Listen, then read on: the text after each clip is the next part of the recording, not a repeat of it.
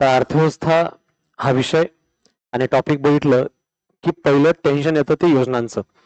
एवढ्या जास्त योजना आहेत, एवढे टॉपिक आहेत, त्याच्यात एवढा कंटेंट आहे, कधी वाचायचा, कुठे वाचायचा, ते एकत्रित सापडतं का, त्याला परीक्षेच्या पॉईंट ऑफ व्ह्यूनं कसं करावं, काय महत्वाचं घ्यावं, हे सगळं आपण आजच्या लेक्चरमध्ये कम्प्लीट सगळ्या वेळेनं ते कव्हर करणार आहोत. आणि याच्यामध्ये टोटल जवळपास 70 योजना हे या सेशनच्या माध्यमातून आपल्याला कव्हर होणार आहेत. आणि त्या एवढ्या सगळ्या योजना तुम्हाला लिहिण्याची गरज पडणार नाही, या पद्धतीने त्याचं टेबल चार्ट्स बनवलेलं आहे. आणि एक्झॅक्टली आयोग जे फोकस करतं ते 4 महत्वाच्या गोष्टी एका स्ट्रक्चरमध्ये कव्हर केलेल्या आहेत. योजनेचं नेमकं इयर कोणतं आहे, योजनेचं मंत्रालय कोणतं आहे, योजनेचं उद्दिष्ट काय, आणि योजना कुणासाठी पात्र आहे, कोण घटक कसा आहे, कोण क्वालिफाईड आहे, सरकार काय अनुदान देतं, हा त्याचा चौथा घटक. हे 4च गोष्टी आहेत ज्याच्यावर आयोग फ्रिक्वेंटली पुन्हा पुन्हा भर देतं आणि त्याचं स्ट्रक्चर या माध्यमातून आपल्याला बघता येतं. हे आपल्याला स्पष्ट पाहायला पाहिजे आणि या बेसिसवर आपण या अंतर्गत येणाऱ्या विषयालाही प्रायोरिटी ठेवू शकतो. तर हे सगळे घटक एका टेबल चार्ट मध्ये बघता यावं आणि कमी वेळेमध्ये मॅथ्स रिव्हिजन करता यावं, या पद्धतीने आपण याकडे बघू शकतो. तर ह्या मधल्या योजना ज्या आहेत त्या कोणत्या आणि कशा आहेत त्याबद्दलचा घटक इथे मी दिलेला आहे. पहिलं जे दारिद्र्य निर्मूलन विषयकच्या योजना आहेत त्या योजनांचा हा एक घटक आहे. ह्या जनरली 7-8 योजना आहेत, त्यावर आयोग कुठला ना कुठला एखादा प्रश्न विचारला दिसतो. SGSY, MWS, IRDP, सित्रा, TRYSEM, JKY, NRLM ह्या सगळ्या अनेक वेळेला प्रश्न विचारून झालेला आहे. एकतरी योजनेवरती एकतरी प्रश्न येतो आणि या सगळ्या योजनांचा घटक आपण नेक्स्ट पेजवरती एक एक योजनेसह डिटेल इलॅबोरेटेड पार्ट आपण त्या माध्यमातून येणाऱ्या विषयामध्ये बघू शकतो.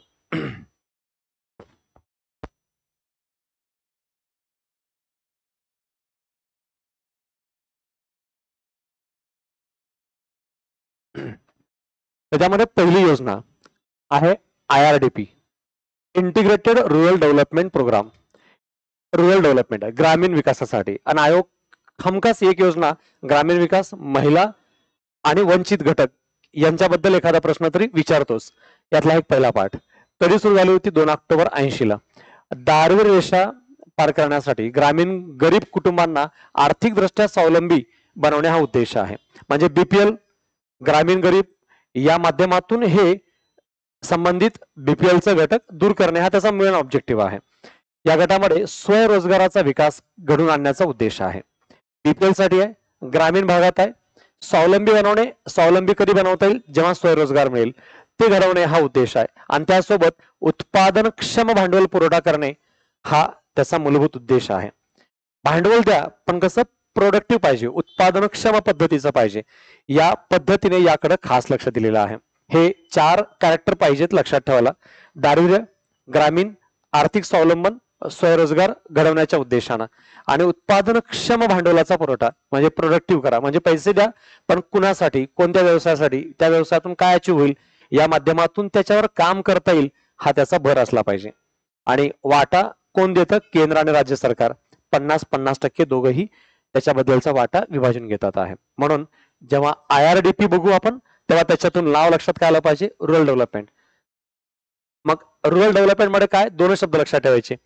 BPL साठी आहे, स्वयंरोजगाराला प्रोत्साहन देणारी आहे. आणि इथं 50-50% वाटा केंद्र राज्य देतं. हेच आयोग प्री मध्ये फोकस केलेलं दिसतंय. ते 2 शब्द बेसिक कॅरेक्टर, मेन ऑब्जेक्टिव्ह याच्यावरती भर दिलेले असतात. ट्रायसेम, ट्रायसेम काय? Training of rural youth. पुन्हा रुरल युथ आहे, वरती पण रुरल होता, इथं पण रुरल आहे. सेल्फ एम्प्लॉयमेंट, स्वयंरोजगार, ग्रामीण भागातील युवकांना स्वयंरोजगारासाठी प्रशिक्षण देणे हा त्याचा उद्देश आहे. प्रशिक्षण कोणतं आहे? एज्युकेशनल आणि व्होकेशनल ट्रेनिंग आहे. शैक्षणिक आणि कौशल्य आधारावर प्रशिक्षण देण्याची तरतूद. व्होकेशनल म्हणजे तांत्रिक प्रशिक्षण, शैक्षणिक आणि तांत्रिक प्रशिक्षण. कधी आहे? 15 ऑगस्ट 1979 ला हे सुरुवात केलेलं होतं. एज काय पाहिजे? 18 ते 35 मधला पाहिजे आणि तो बिलो पॉवर्टी पाहिजे, दारिद्र्य रेषेखालील पाहिजे. ट्रेनिंग आणि टेक्निकल स्किल त्यांना दिलं जाईल आहे सेल्फ एम्प्लॉयमेंट साठी. आणि कुठं एम्प्लॉयमेंट? सेल्फ ऍग्रिकल्चर मध्ये, इंडस्ट्रीज मध्ये, सर्व्हिसेस आणि बिझनेस. 4 एरिया आहेत. कृषी, उद्योग, सेवा आणि व्यापार किंवा व्यवसाय, हे 4 घटक. डायरेक्टली 4 शब्दांनी तो एज जो ग्रुप आहे तो लक्षात ठेवणं महत्वाचं आहे. कारण कीवर्ड पकडणं हे आवश्यक आहे. नाही सगळं करतो, सगळं वाचतो, सगळं येतं, सगळं करायला पाहिजे, काही सापडणार नाही हातामध्ये. कारण बेसिक इमॅजिनेशन होणं गरजेचं आहे त्या योजनेला समोर ठेवून ते वर्ड, देन मग आपण डायरेक्ट उत्तरापर्यंत पोहोचतो. काय आलं? कृषी उद्योग सेवा व्यापार 4 घटकासाठी एज ग्रुप 18 ते 35, बिलो पॉवर्टी पाहिजे, दारिद्र्य रेषेखाली असला पाहिजे, आणि एज्युकेशनल आणि व्होकेशनल शैक्षणिक आणि तांत्रिक प्रशिक्षण देणे हा उद्देश आहे. कधी सुरू केलाय? 79 ला सुरू केलेला आहे. ग्रामीणसाठी आहे. दोन्ही योजना आपण ग्रामीणसाठी बघितल्या. आता तिसरा DWCRAD CRA, आणि आयोग पण परीक्षेत पहा, फुल फॉर्म पण देतं, शॉर्ट फॉर्म पण देतं. जाई काही दिलं नसेल मराठीमध्ये तर इंग्लिशमध्ये वाचा, इंग्लिशमध्ये त्याच्याबद्दल बऱ्याच गोष्टी क्लिअर समजतात. Development of women and children, पुन्हा रुरल एरिया.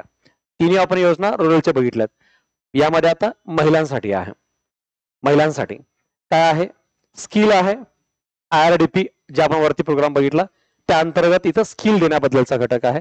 कधी सुरू झालाय? 82 मध्ये. डिस्ट्रिक्ट लेवलला ही योजना राबवली जाते. उद्देश काय? ग्रामीण भागातील पुन्हा दारिद्र्य रेषा, तिन्ही योजना BPL खालील आहेत. महिलांना इथं स्वयंरोजगाराच्या संधी, तिन्ही मध्ये पण स्वयंरोजगार आहे. आपण बघितलेल्या तिन्ही योजनांमध्ये स्वयंरोजगार आहे. तिन्ही योजना ग्रामीण भागात आहेत. तिन्ही योजना BPL साठी आहेत. हे कॉमन गोष्ट लक्षात राहते. मग आता ऑड गोष्ट लक्षात ठेवायला काहीही चॅलेंज राहणार नाही. या पद्धतीने एक एक पॉइंट रिवाइज करा, लक्षात राहील. EMWS मिलियन वेल्स स्कीम, दशलक्ष विहिरी योजना. दशलक्ष विहिरी योजना 88-89 ला सुरू झाले इयर. लघु व सीमांत शेतकरी जो SC व ST आहे यांना मोफत जलसिंचनाच्या सुविधा उपलब्ध करून देणे आहे. SC ST मध्ये असेल तर मोफत आहे. इतरांसाठी मात्र या माध्यमातून सरकार काही अनुदान देऊन त्याबद्दलचं दशलक्ष विहिरी योजना हा उपक्रम राबवेल. आणि त्यासोबत रोजगार वाढवणे आणि उत्पन्न वाढवणे हा उद्देश आहे. म्हणजे 80-90च्या दशकातले सरकार सुद्धा चांगले आहेत असं वाटतं, कारण ते कन्स्ट्रक्टिव्ह डेव्हलपमेंटचा विचार करतात. देशात सस्टेनेबल डेव्हलपमेंटचा विचार करतात. लोकांना डायरेक्ट कॅश ट्रान्सफर नाही होतोय की खिशात डायरेक्ट हातात पैसे दिले 2000, 5000, 4000 असा उपक्रम नाही. आम्ही जेव्हा हे दिल देतो 50,000, 1 लाख, 2 लाख, तर ते विशिष्ट उद्देशाने होते, काही ऑब्जेक्टिव्ह साध्य करणे आणि त्या माध्यमातून तो घटक योजना व्यवस्था पूर्ण करणे हा त्याचा हेतू होता आहे. त्यानंतर आहे गंगा कल्याण योजना 97 ची आहे, 1 फेब्रुवारी 97 ला. लघु व सीमांत शेतकऱ्यांना जलसिंचनाच्या सुविधा उपलब्ध करून आर्थिक विकास घडवून आणणे हा त्याचा उद्देश आहे. लघु आणि समांत शेतकऱ्यांसाठी जलसिंचनाच्या सुविधांसाठी जी गंगा कल्याण योजना म्हणून ओळखली जाईल. म्हणजे इथं BPL वगैरे असा काही घटक नाही. फोकस गंगा कल्याण आहे. 97 ची आहे, लघु सीमांत शेतकऱ्यांसाठी आहे. SITRA supply of improved tools kits to rural artisans, म्हणजे ग्रामीण भागातील जे कलागुण असलेला वर्ग असेल त्यांना काही आम्ही सहाय्य देऊ या माध्यमातून सपोर्ट करण्याचा प्रयत्न. ग्रामीण भागातील तरुणांना अवजारं पुरवणे, त्यांना स्वयंरोजगारासाठी प्रोत्साहित करणे, त्याचं सुविधा उपलब्ध करून देणे हा त्याचा उद्देश आहे. याच्यावर कधी प्रश्न आला नाही, पण एखादी गोष्ट योजना म्हणून आला तर एक लाईन माहिती असावी. हा प्रश्न खूप वेळा विचारलेला आहे. SGSY सुवर्ण जयंती स्वयंरोजगार योजना, सुवर्ण जयंती स्वयंरोजगार योजना 1 एप्रिल 1999 ला सुरुवात झालेली आहे. ग्रामीण कुटुंबांना बँक पतपुरवठा आणि सरकारी अनुदाने, बँक पतपुरवठा करेल आणि सरकारी अनुदान यांच्या साह्याने कमी उत्पन्न मिळवून देणारी मालमत्ता देऊन 3 वर्षाच्या कालावधीत दारिद्र्य रेषेच्या वर आणणे हा त्याचा उद्देश आहे. म्हणजे BPL मधून बाहेर काढायचं आहे. किती वर्षात? 3 वर्षात. म्हणजे 3 वर्षाच्या कालावधीमध्ये या माध्यमातून काम करण्याचा घटक आहे. ग्रामीण भागातील कुटुंबाला पतपुरवठा आणि सरकारी अनुदान, पैशाचा सपोर्ट, सहाय्य दिलं जाईल आणि स्वयंरोजगारासाठी प्रोत्साहित केलं जाईल हा त्याचा हेतू आहे. म्हणजे स्वयंरोजगार मिळावा यासाठी सेल्फ एम्प्लॉइड करण्याचा हेतू आहे. एकूण सुविधापैकी 50% SC ST, तर 40% स्त्रियांसाठी आणि 3% अपंगांसाठी हे प्रपोर्शन इथं डिवायडेड आहे. म्हणजे कुणासाठी या योजनेमध्ये खास अग्रणी फोकस केलेला आहे तर तो अग्रणी हा घटक आहे. SC ST 50%, स्त्रियांसाठी 40% आणि इथं 30% पाहिजे. सॉरी 30% नाही, 50 आणि 40 90 हा इथं 10% राहिलेला, 10% टाकून द्या. 50% SC ST, 40% स्त्रियांसाठी आणि 10% अपंगांसाठी.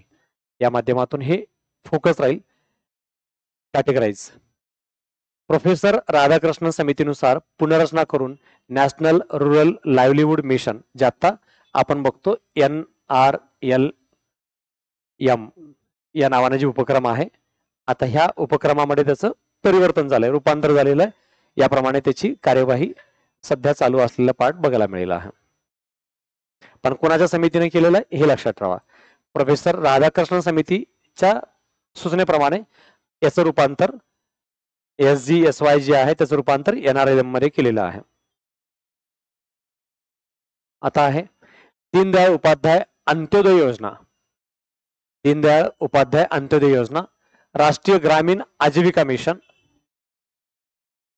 सेल्फ हेल्प ग्रुपला जे आता गाव तालुका पातळीवरती ग्रामीण भागामध्ये सेल्फ हेल्प ग्रुप दिसतात, म्हणजे महिलांचे बचत गटासहित इतर जे काही सेल्फ हेल्प ग्रुपमध्ये काम करतात त्यांना बळकटी देण्यासाठी बँकांशी जोडणे, म्हणजे तुम्ही गट तयार करा आणि तुमच्या गटाच्या माध्यमातून त्याला बळकट करणे, या अभियानांतर्गत 10 वर्षाच्या कालावधीत टप्प्याटप्प्याने सुमारे 8 ते 10 कोटी ग्रामीण महिलांना मदत करण्याचं लक्ष्य आहे.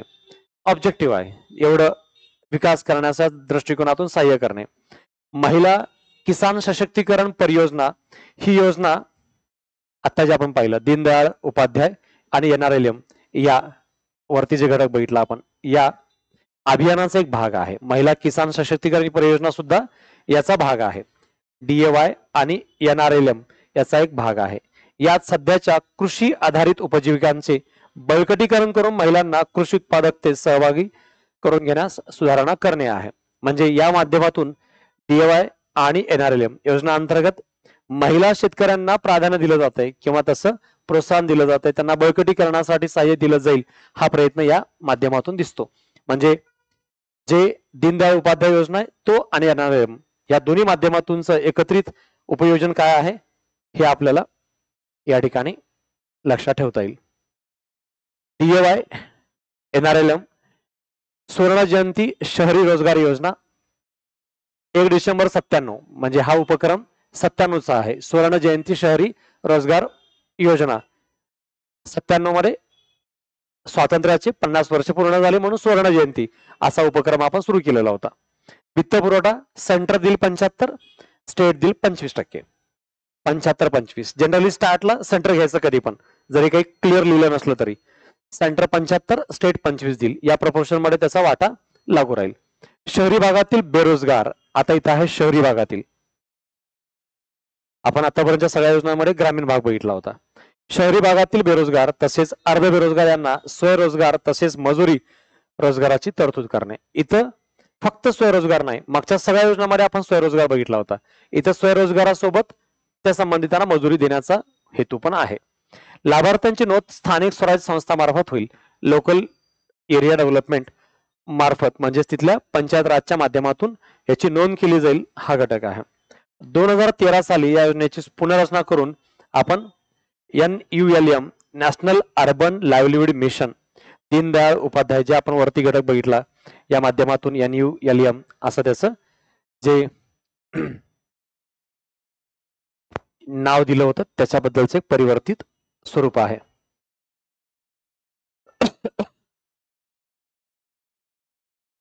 दीनदयाळ उपाध्याय अंत्योदय योजना, जे आपण मागाशी बघितला DAY, दीनदयाळ उपाध्याय अंत्योदय योजना. राष्ट्रीय शहरी आजीविका अभियान 2016. आता हे नरेंद्र मोदी सरकार सत्तेत आल्यानंतरच्या योजनेचं नवीन रूपांतर, म्हणजे स्टेप बाय स्टेप कसं डेव्हलपमेंट झालंय, योजना कशा मर्ज झाल्या, नवीन योजना कशी सुरुवात झाली, त्याचे स्ट्रक्चर आहे. मग आता 16 पासून या योजनेचं नाव दीनदयाळ उपाध्याय अंत्योदय योजना राष्ट्रीय शहरी आजीविका अभियान. आपण त्याला बोलताना सरळ हेच बोलतो, NULM अर्बन लाईव्हलीहूड मिशन. वरती रुरल लाईव्हलीहूड मिशन होता, इथं अर्बन आहे. वरचा रुरल आणि खाल्ला अर्बन.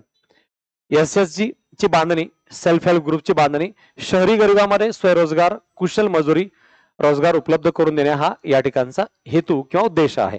म्हणजे या माध्यमातून सेल्फ हेल्प ग्रुपसाठी हे या अंतर्गत काम करण्याचा प्रयत्न. पुन्हा सेम तिकडे पण सेल्फ हेल्प ग्रुप होता, त्यांना बळकटीकरण करणे, स्वयंरोजगार देणे हेच उद्देश होते. सामाजिक व संस्थात्मक विकास करणे या माध्यमातून दोन्ही डेव्हलपमेंट वरती भर दिलेला आहे. क्षमता बांधणी व प्रशिक्षण म्हणजे संस्था निर्माण करा, प्रशिक्षण द्या आणि त्यांची क्षमता बिल्डअप करा. Self help group NULM 1 December 97 ला जे सुरुवात झाली होती, या माध्यमातून पुढे त्याचं नाव दीनदयाळ उपाध्याय अंत्योदय योजना NULM हे 2016 पासून झालं. म्हणजे सुरुवातीला काय होतं, आता काय आहे. सुरुवातीला फक्त NULM होतं, जे अर्बन लाईव्हलीहूड मिशन होता 97 मध्ये. जे तत्कालीन जसं सुवर्ण जयंती शहरी योजना होती, पुनरुत्थान वगैरे, त्या माध्यमातून तसं सुरुवात झालंय, तसंच हाही भाग आहे. आणि या योजनेचं रूपांतर पुढे आता नरेंद्र मोदी सरकारने हे केलेलं आहे. DAY NULM 20 फेब्रुवारी 2016 तारीख फक्त महत्वाचे. आणि अगोदर काय होतं नंतर. शक्यतो आता सध्या काय चाललंय आणि 2014-15 पासून ज्या योजना अंमलात आलेल्या आहेत त्याच्यावर एखादा प्रश्न आयोग विचारताना दिसतंय. आपण आतापर्यंत जे बघत आलो होतो त्याचं थोडस एक शॉर्ट टेबल जे आहे, या माध्यमातून काही पिक्चर आपल्याला रोजगाराबद्दलचं दिसेल. ह्या सगळ्या जनरली योजना रोजगाराबद्दलच्या आहेत. NREP 20 ऑगस्ट 80 ला सुरुवात झाली होती, जे आपण वरती बघितलं होतं. जे आतापर्यंत योजना बघितलं त्याचा एक शॉर्ट टेबल आहे, म्हणजे डायग्राम, ज्यामध्ये आपला लिंक लागेल कुठून काय घेतलंय. REGP 15 ऑगस्ट 83 ची आहे. या दोन योजना मर्ज करून JRY जवाहर रोजगार योजना 1989 ला आली. जवाहर रोजगार योजना. याच्यातून पुढे इंदिरा आवास योजना 86-87 आणि इंदिरा आवास योजना 96 असं हे रूपांतर पुढे झालेलं दिसतंय. म्हणजे काही बदल झाले. त्या बदलासह याचं आता पुढे रूपांतर झालं ग्रामीण आणि शहरी. इंदिरा आवास योजनाच, पण ग्रामीण शहरी रूपांतर झालेलं आहे. आणि तसंच इकडे जवाहर रोजगार जी योजना होती त्याचं रूपांतर पुढे जवाहर अँड स्वयंरोजगार योजना या माध्यमातून 99 मध्ये त्याचं रूपांतर झालं. पुढे सुवर्ण जयंती रोजगार योजना 2001 मध्ये त्याचं रूपांतर झालं. हे आश्वासित रोजगार योजना 1993 याच्याबद्दलचं एक डिवायडेड पार्ट त्या दरम्यानच्या कालावधीत आलेला होता. त्यातून हे नवीन रूपांतर झालेले दिसतात.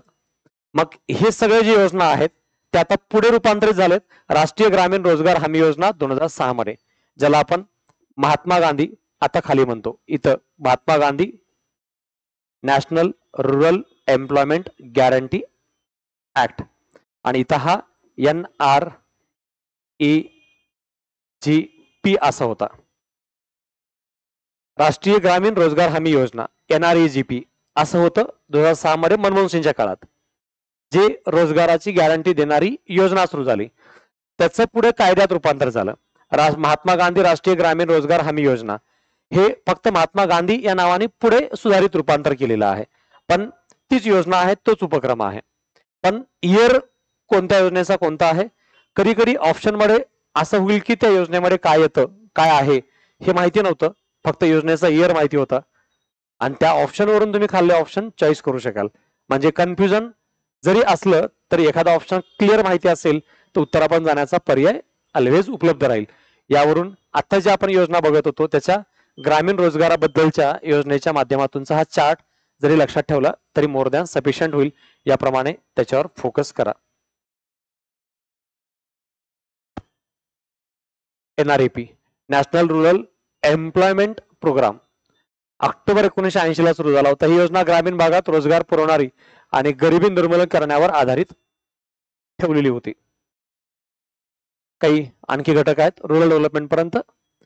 RLEGP रुरल लँडलेस एम्प्लॉयमेंट, जमीन ज्याला आपण भूमिहीन म्हणतो, ज्यांच्याकडे जमीन नाही कसलीही अशा भूमिहीन लोकांसाठी रोजगार गॅरंटी प्रोग्राम आहे.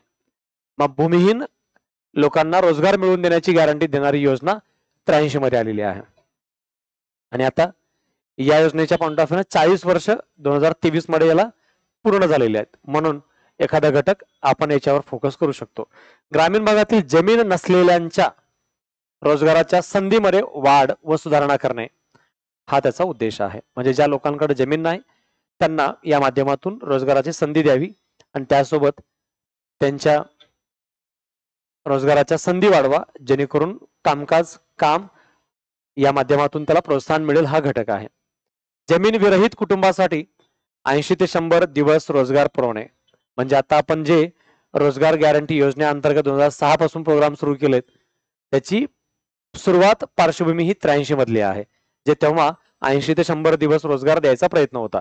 पण ती योजना होती, ते हमी देण्याचा प्रयत्न केला, पण ऍक्ट नव्हता. आता आपण 6 मध्ये त्याबद्दल आणि 9 पासून ऍक्टच्या अंमलबजावणीसह रोजगाराबद्दलची गॅरंटी देत आहोत. याच्याबद्दलचे घटक आपल्याला पाहायला मिळतात. या माध्यमातून रुरल लँडलेस उपक्रम कधी सुरू झालाय, कशाबद्दल फोकस आहे आणि किती दिवस रोजगार दिला जात होता. तीन चार शब्द आहेत फक्त, पण मेजर इम्पॉर्टंट आहे. वेळ न घालवता कमी वेळामध्ये आपण त्याच्यावर मॅक्स फोकस करू शकतो. जवाहर रोजगार योजना 1 एप्रिल 1991 ला सुरू झाल्या. पंचायत राज संस्थांच्या माध्यमातून देशातील सर्व खेड्यामध्ये राबवणे व त्यातून ग्रामीण भागात पायाभूत सुविधांची निर्मिती करणे, हा या ठिकाणचा उद्देश आहे. म्हणजे इथे पंचायत राजला टार्गेट ठेवा, फोकस ठेवा आणि त्या माध्यमातून सर्व खेड्यांच्या बाबतीत आणि त्या गावात पायाभूत सुविधा देणे हे या योजनेचं मुख्य लक्षित घटक आहे. पायाभूत सुविधांची निर्मिती हा शब्द खास लक्षात ठेवा, कारण काही योजना बघितलं की पुन्हा पुन्हा शब्द तेच सारखे आठवतात. रोजगार देणे, स्वयंरोजगार देणे आहे.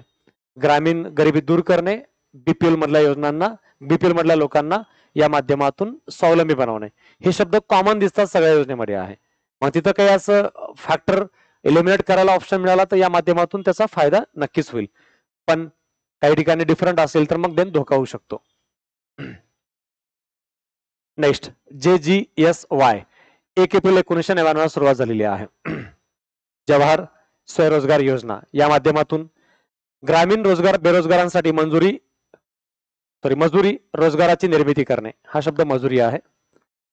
मजुरी रोजगाराची निर्मिती करणे म्हणजे रोजगार देणे, हा या ठिकाणचा उद्देश आहे. 1999 मध्ये सुरू झालेला घटक आहे.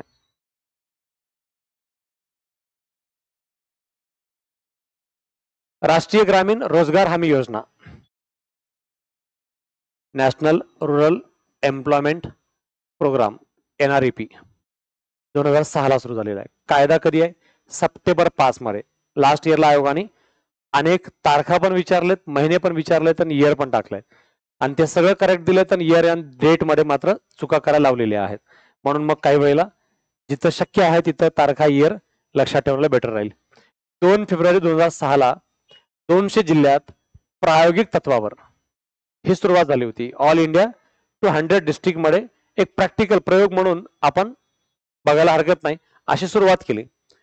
2008 पासून मात्र ऑल इंडिया याच्याबद्दलची अंमलबजावणी सुरू झालेली आहे. 2009 पासून 1400 या महात्मा गांधी जयंती निमित्तानं कट करा हे 2009 पासून गांधीजीच्या जयंती निमित्ताने ह्याचं नाव महात्मा गांधी रोजगार गॅरंटी योजना असं आपण सुरू केलेलं आहे. 100 दिवस रोजगार देण्याबद्दलची सुरुवात आहे. मागे आपण बघितलं 80 ते 100 चाच उपक्रम होता, तो इथं उपक्रम आता 100 दिवसांचा इम्प्लिमेंट झालेला आहे.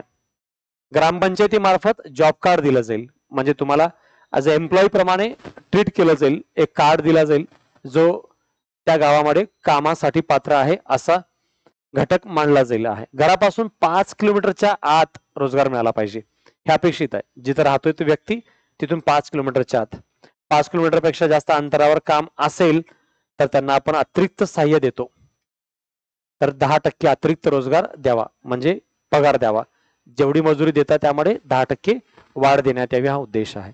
महिलांसाठी 33% जागा राहतील इथं पण आहे, म्हणजे जेवढे तिथं कामावर लोक असतील त्यामध्ये महिलांसाठी 33% जागा राखीव राहतील.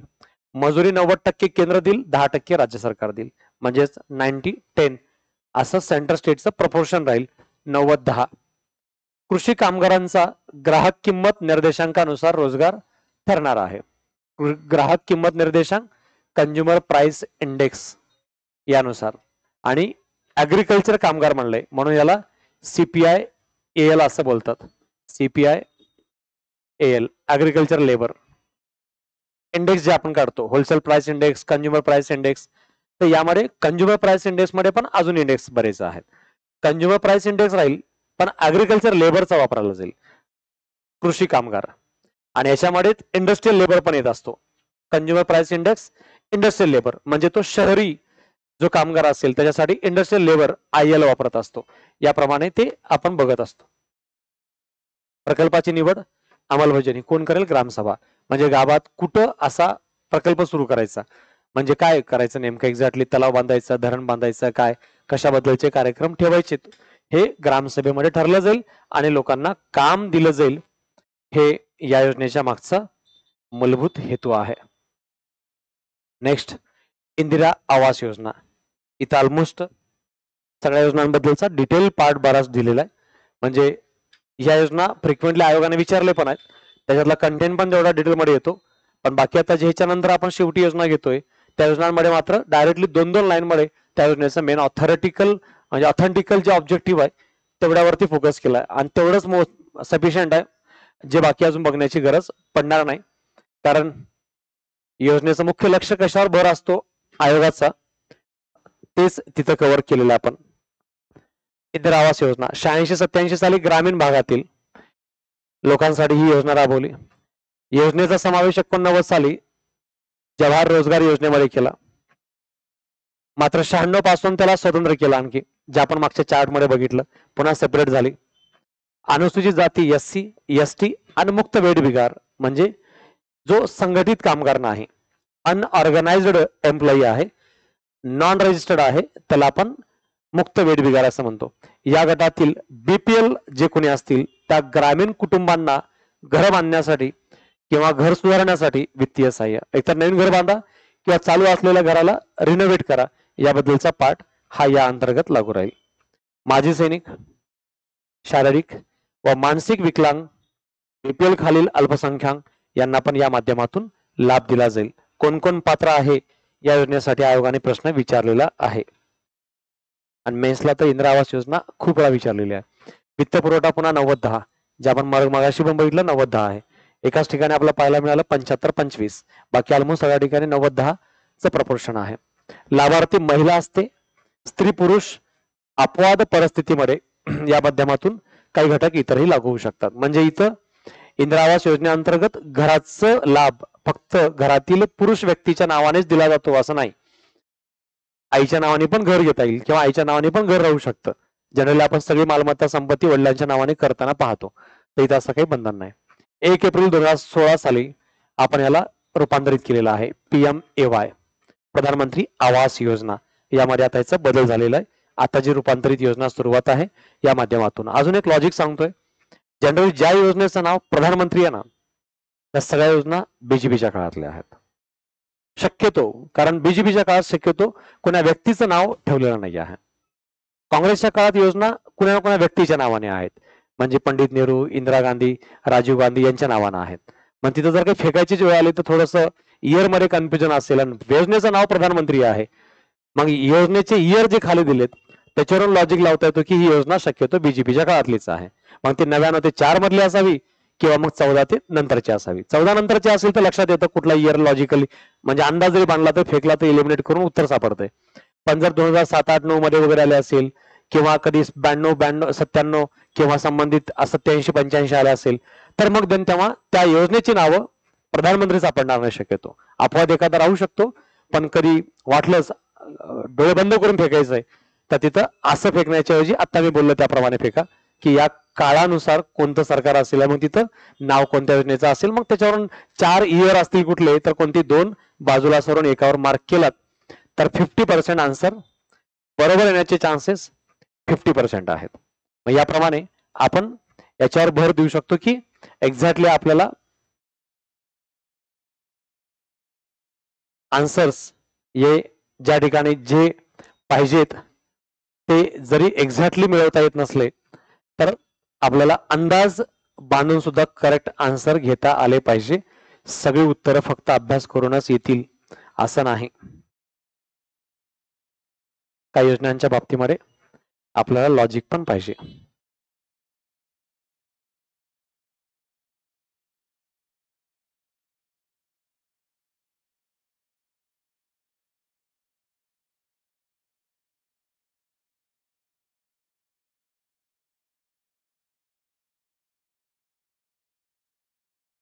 आता इथे योजना आहेत लेटेस्ट.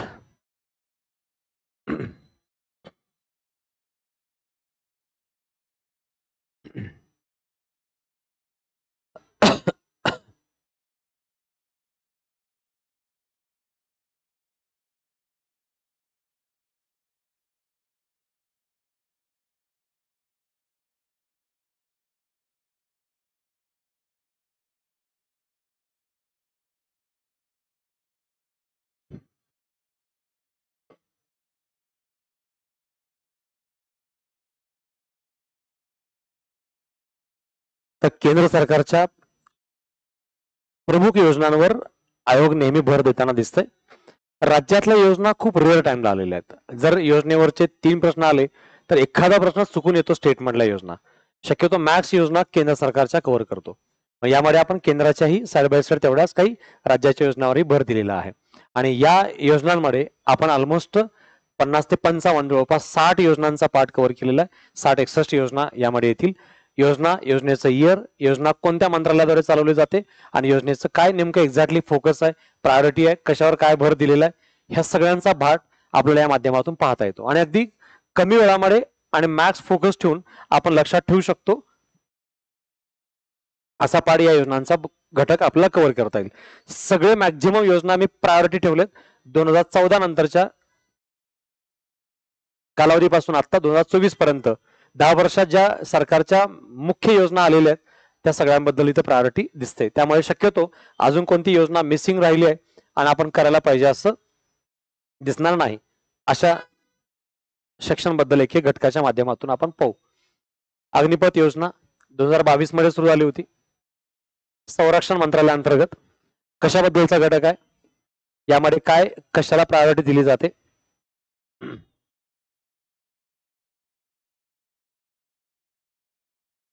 सशस्त्र दलाच्या तिन्ही सेवांमध्ये जे अधिकारी दर्जाची पद आहेत त्यापेक्षा कमी असलेल्या सैनिकांच्या भरतीसाठी ही योजना राबवतो आपण आहे. म्हणजेच खाली लास्ट कर्मचारी वर्गामध्ये सैन्य भरतीसाठी या योजनेचा एकमेव मार्ग असेल म्हणजे भरती प्रक्रियेद्वारे. सर्व भरती फक्त 4 वर्षासाठी राहील. या प्रणाली अंतर्गत भरती करण्यात आलेल्या कर्मचाऱ्यांना अग्निवीर असं म्हटलं जाईल.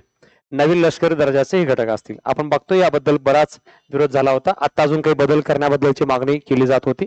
विशेष या कालावधीमध्ये 4 वर्षाचा जो कालावधी आहे याच्यामध्ये बदल करावा. काही करण्यात आलं का? केंद्र सरकारकडे बऱ्याच प्रकारचा याबद्दलचा विरोध झाला की 4 वर्षासाठी मिलिटरीमध्ये कोण जाईल आहे, त्यानंतर मग पुन्हा नोकरीचं काय आहे आणि तुमच्या वयाचा अगदी प्राईम टाइम तिथं जातो. म्हणजे 19-20 पासून 23-24 या वयाच्या कालावधीमध्ये तिथं जर तुम्ही सैन्यामध्ये गेलेला असाल तर इथं ग्रॅज्युएशनचा टाइम किंवा ग्रॅज्युएशनचा पुढचा टाइम इथं निघून गेलेला असतो. मग त्यानंतर शिक्षणासाठीच पुढे अजून 28-30 वर्षापर्यंत प्रयत्न करावा लागेल. मग त्यानंतर पुन्हा आणखी जॉब. हे याबद्दल टीका होताना दिसतंय. पण हे सगळं सरकारने वापरायला सुरुवात केलंय ते म्हणजे अमेरिका व चीन मधल्या धोरणाप्रमाणे. अमेरिकेने ऑलरेडी जे आपण पब्लिक फायनान्स टॉपिक मध्ये बघितलं होतं, अमेरिकेमध्ये जे महसुली खर्च आहे तो कमी करण्यासाठी आणि महसुली खर्च पुन्हा तोही कुठला, तो अनुत्पादक खर्च आहे. जो सैन्यावरचा खर्च हा नॉन परफॉर्मिंग समजला जातो, हा खर्च कमी करावा आणि भांडवली खर्च वाढवावा हा उद्देश अमेरिकेने राबवला. सैन्य भरती कमी केली आणि चायना तर रोबोट्स तयार करायचा प्रयत्न करतोय जे कन्स्ट्रक्टिव्ह राहील. म्हणजे एक तर मानवी नुकसान होणार नाही आणि त्यासोबत यंत्रसामग्रीच्या माध्यमातून काम केलं जाईल. सुरक्षेबद्दलचा हा प्रयत्न त्या देशात आहे.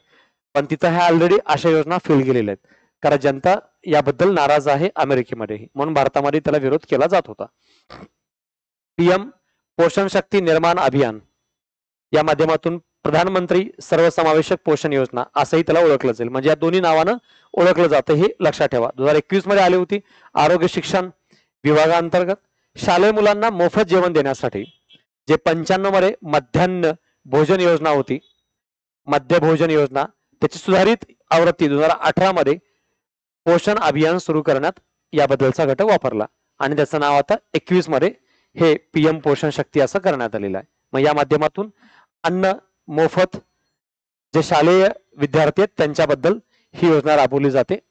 या दृष्टिकोनातून याकडे पाहायला हरकत नाही. स्वामित्व योजना गावे किंवा आबादीचं सर्वेक्षण करणे, गाव परिसरात सुधारित तंत्रज्ञानाची मॅपिंग करणे, हा या योजनेचा मूलभूत उद्देश आहे.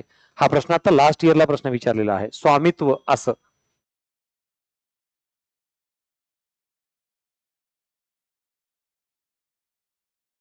स्वामित्व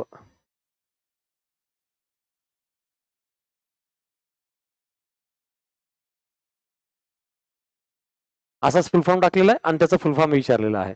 स्वामित्व योजना बद्दल योग्य पर्याय निवडायचा आहे. लास्ट इयरला हा प्रश्न येऊन गेलेला आहे. 2020 ला ही योजना सुरू झाली आहे ग्रामीण विकासासाठी आणि हाच ऑप्शन दिलेला आहे. ड्रोनच्या साह्याने गावातील आणि परिषद विचारलं शहरातील पण आहे, तर शहरातील नाही आहे. गावातील मालमत्तेचं मॅपिंग करण्यास मदत करणे हा एक ऑप्शन होता. म्हणजे गावातील लोकांची जमीन जी वगैरे आहे त्याचं मॅपिंग करणे आणि मालमत्तेवरील विवाद कमी करण्यास मदत करणे आहे. जे लोकांचे वाद आहेत जमिनीविषयकचे वगैरे सगळे दूर करता येईल आणि या पोर्टलमुळे गावकऱ्यांना बँक कर्ज मिळणं सोपं होईल. हे तिन्ही पर्याय दिलेले आहेत. 3 ऑप्शनच्या माध्यमातून तो ऑप्शन टाकला गेलेला होता. मग आता ही योजना येऊन गेली, अशा कोणत्या योजना येऊ शकतात आणि ही योजना 20 आयोगाने विचारलं 23च्या दरम्यान.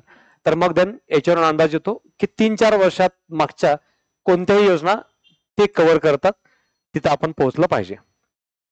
पंतप्रधान मत्स्य संपदा योजना. आता इथं सगळं इयर वगैरे त्याचं मंत्रालय वगैरे असं पाठ नाही करत बसायचं.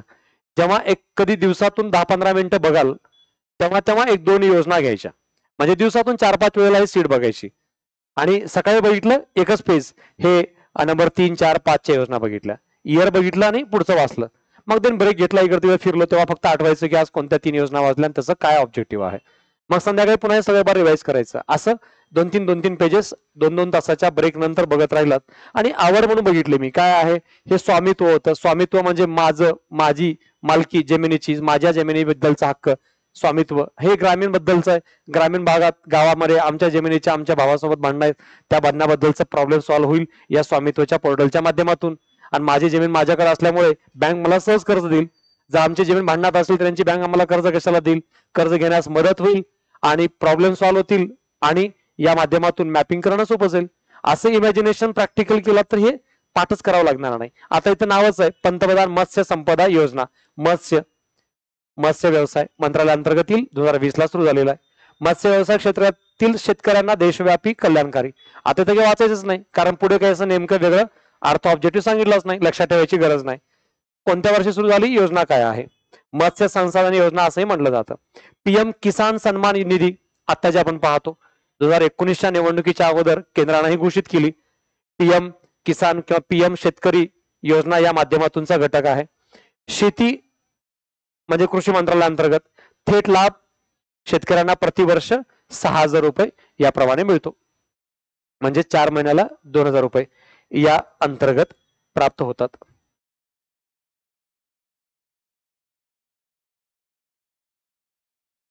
नेक्स्ट आहे जल जीवन अभियान 2019 मध्ये सुरू झाला. ग्रामीण विकासासाठी प्रत्येक, हा शब्द प्रत्येक आहे, प्रत्येक ग्रामीण पाणी पुरवठा कार्यक्रम यासाठी इथं काही धोरणात्मक उपक्रम राबवण्याबद्दलचा प्रयत्न सरकारचा आहे.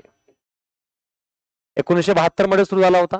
तो दुष्काळाच्या काळात, म्हणजेच आपण संकट समजतो, जे 72चा दुष्काळ होता त्या कालावधीमध्ये सुरू झालेला उपक्रम होता. 2009 मध्ये राष्ट्रीय ग्रामीण पेयजल कार्यक्रम सुरू केला, NRDWP. पुनर्वसन करण्यात आलं, पुनर्रचना त्याची करण्यात आली आणि त्याचा नारा हा प्रश्न येऊन गेलेला आहे, हर घर नल से जल किंवा नल से जल योजना यांचा समावेश होतो. त्यालाच हर घर जल असंही म्हणतात. हे तिन्ही त्याचे एक स्लोगन म्हणून लक्षात ठेवायला हरकत नाही. अटल भूजल योजना, अटल भूजल योजना 3 नावाने ओळखलं जाईल. 19 मध्ये आली आहे, पाणी विभागाअंतर्गत आहे. पंचायतीवर लक्ष केंद्रित करून भूजल व्यवस्थापन सुधारण्यासाठी जागतिक बँकेनं अनुदान दिलेलं आहे. मग यामध्ये जागतिक बँकेनं 50% आणि भारत सरकार 50% याप्रमाणे याबद्दलचं केंद्र सरकार 50%, राज्य सरकार 50% याप्रमाणे याबद्दलचं सहाय्य आहे आणि याला स्पॉन्सरशिप वर्ल्ड बँकेची पण आहे. वाटा मात्र सेंटर स्टेट 50-50% दिला जाईल आहे, पण जागतिक बँकेचं सहाय्य आहे हे विसरू नका. त्यानंतर आहे पीएम किसान ऊर्जा सुरक्षा किंवा उत्थान अभियान महाअभियान असंही म्हणलं जाईल. पीएम कुसुम योजना, पीएम ऊर्जा सुरक्षा योजना या नावाने पण त्याला ओळखलं जाते. कोणतं एक नाव लिहा, फक्त लक्षात ठेवा, पीएम किसान ऊर्जा सुरक्षा योजना 2019 कृषी मंत्रालयाअंतर्गत येईल. देशभरात सौर पंप, हे शब्द लक्षात ठेवा, सौर पंप आणि इतर नूतनीकरणक्षम ऊर्जा प्रकल्पाच्या स्थापनेसाठी शेतकऱ्यांना लक्ष केलेलं टार्गेट आहे शेतकऱ्यांसाठी. पण सौर पंप आणि नूतनीकरण म्हणजे आपल्या शेतीमधील काही रिनोव्हेशन करा, व्यवस्था उभा करा, प्रकल्प उभारणी करणे आणि सौर ऊर्जा, सौर पंप हा मेन ऑब्जेक्टिव्ह आहे.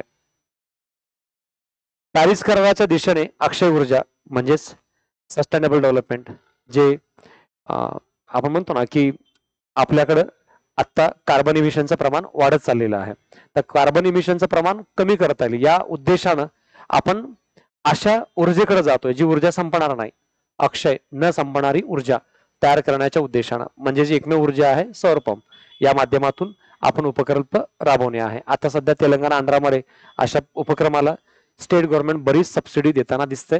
सेंट्रल गव्हर्नमेंट या माध्यमातून तुम्हाला आता हे सहाय्य करेल, म्हणजे तुम्ही लाईटचा वापर न करता सौर ऊर्जेचा वापर करून या माध्यमातून प्रकल्प योजना धोरण राबवू शकता. प्रधानमंत्री श्रमयोगी मानधन ही विशेष गरज नाही, पण इन केस 2019 लेटेस्ट योजना आहे म्हणून बघायला हरकत नाही. आर्थिक सुरक्षेबद्दल आहे, असंघटित क्षेत्राला सामाजिक सुरक्षा देण्याच्या उद्देशानं.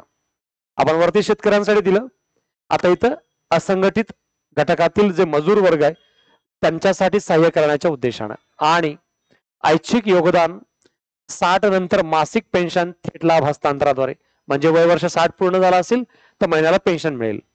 असंघटित वर्गातील व्यक्तीला सामाजिक सुरक्षा आणि ऐच्छिक योगदान म्हणजे योगदान देण्याच्या माध्यमातून सहाय्य करणे हा त्याचा हेतू आहे.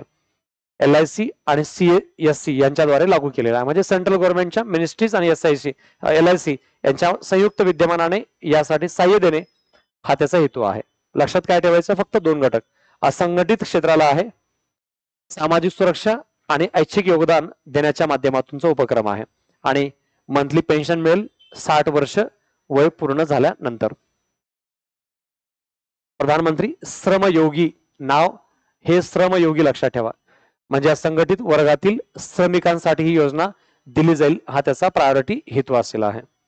आयुष्यमान भारत, प्रधान आयुष्यमान भारत योजना, प्रधानमंत्री जन आरोग्य योजना, लोक आरोग्य योजना या वेगळ्या नावाने ओळखलं जाईल. 18 मध्ये योजना आली होती. Ayushman Bharat national health protection scheme चं उद्दिष्ट देशातील 50 कोटी लोकांना मोफत आरोग्य सेवा उपलब्ध करून देण्याचं आहे. असं बराक ओबामांनी अमेरिकेत देण्याचा प्रयत्न केला होता, म्हणजे हेल्थ कार्ड द्यायचा आणि कुठल्याही हॉस्पिटलमध्ये कधी पण जा, एकही रुपया लागणार नाही, तुम्हाला ऑल टाइम फ्री या माध्यमातून तिथे फॅसिलिटी दिली जाईल. पण ते कार्ड घेण्यासाठी तुम्हाला किमान रक्कम अगोदर जमा करावी लागेल. याप्रमाणे ते एक प्रकारे हेल्थ इन्शुरन्स काढल्यासारखं होतं. पण अमेरिकेसारख्या देशामध्ये जिथे लोक कधी कधी आजारी पडतात तिथे सुद्धा सरकारला फ्री हेल्थ सिस्टम उभा करताना आली. जिथे भारतामध्ये लोक कधी कधी चांगले असतात, जिथे आपण नेहमीच आजारी असतो, मग तिथे आपण काही पण झालं की हॉस्पिटलला जाऊ, मग देन हॉस्पिटलवरती हा अतिरिक्त ताण येईल, कारण आपल्याकडे तेवढं इन्फ्रास्ट्रक्चर डेव्हलपमेंट नाही झालेलं आहे हॉस्पिटलचं. आणि त्या ठिकाणी आपण ते कोविड-19च्या कालावधीमध्ये बघितलेलं आहे, आपल्याकडे अजून तेवढं वर्स्ट कंडिशन नव्हती, त्या कालावधीमध्ये सुद्धा ऑक्सिजन सारखी गोष्ट कमी पडली, बाकी तर गोष्टीचा आपण विचार नाही करू शकत. आणि ऑक्सिजन कमी पडणे याच्यावर दुर्दैव अजून काय राहू शकत नाही आपल्या हेल्थ सिस्टमचं. ह्याच्यावरून आपण ही योजना 50 कोटी सरकारने सांगितलंय, ह्यातले 22 कोटी जरी पर्यंत आपण पोहोचलं तरी खूप मोठी गोष्ट आहे, जे अमेरिकेला शक्य नाही झालेलं आहे, जे अमेरिकेची लोकसंख्या एवढी तिळमात्र नाही आहे. पण सांगायचा उद्देश आहे, ऑब्जेक्टिव्ह चांगला आहे, पण प्रॅक्टिकल काम होणं आवश्यक आहे. 35 जे एकूण 28 राज्य आणि बाकीचे 7 केंद्रशासित प्रदेश यांच्या सगळ्यांसाठी ही योजना राबवली जात होती आहे. संपूर्ण 35 संपूर्ण म्हणजे ऑल स्टेट आणि युनियन टेरिटरी आहेत. समग्र शिक्षा राष्ट्रीय शिक्षा अभियान 18 मध्ये आलेलं आहे. प्री नर्सरी ते इयत्ता 12वी पर्यंत शाळांची एकूण परिणामकारकता सुधारणे, इफेक्टिव्ह एज्युकेशन तयार करण्याचा प्रयत्न, इतर उपाय, सर्व शिक्षा अभियान आणि इतरांचा समावेश जागतिक बँकेने याला पाठिंबा दर्शवलेला आहे, म्हणजे वर्ल्ड बँकेचा सपोर्ट आहे या योजनेमध्ये.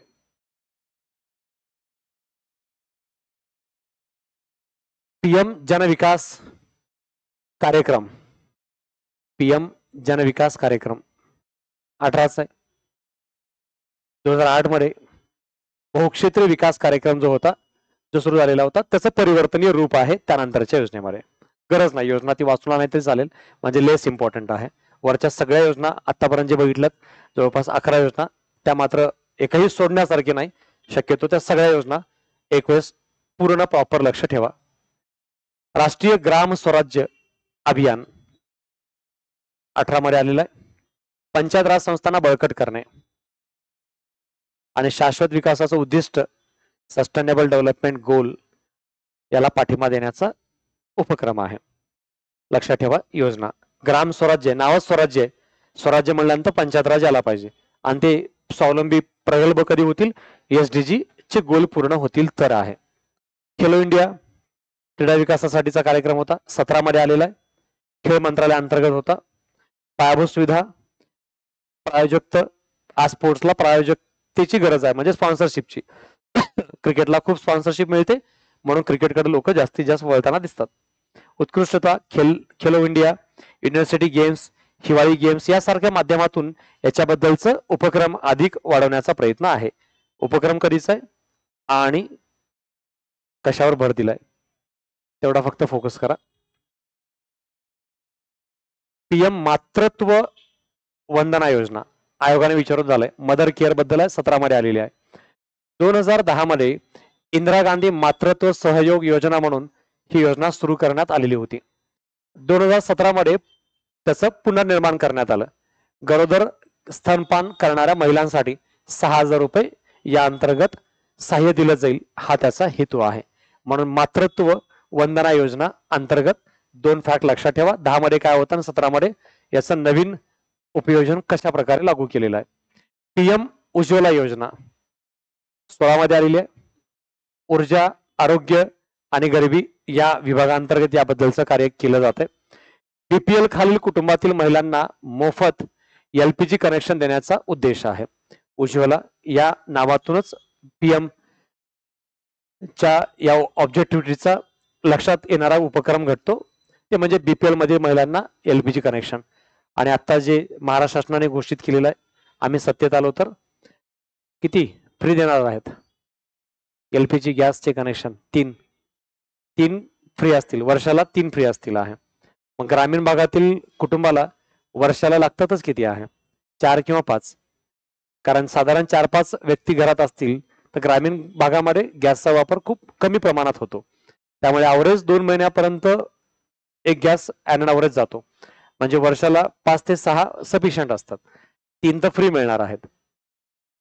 आणि आता ते 3 आता आहेत, अजून पुढे 1-2चा काही प्रकार झाला की मग तेही पूर्ण अजून फुकटमध्ये अंमलात लागू येण्याची शक्यता नाकारता येणार नाही. रेशनच्या माध्यमातून आम्ही 25 किलो अन्नधान्य दिलेलं आहे, गॅस फ्री दिलेला आहे, घरातील वृद्धाला पेन्शन दिलेलं आहे, महिलांना लाडकी बहीण योजनेमध्ये पैसे दिलेले आहे. आता भाऊ बेकार आहे म्हणून 4,000 रुपये पुढे मिळणार आहेत, कारण आम्ही सत्तेत आलो तर बेकार म्हणजे बेरोजगार विद्यार्थ्यांना 4,000 रुपये देणार आहोत. मग बेकार भावाला 4,000 रुपये, लाडक्या बहिणीला 1,500 रुपये. आजोबा वृद्ध आहेत, पेन्शन योजना आहे. आजी वृद्ध आहे, पेन्शन योजना आहे. 25 किलो अन्न फ्री आहे, गॅस आईला फ्री आहे.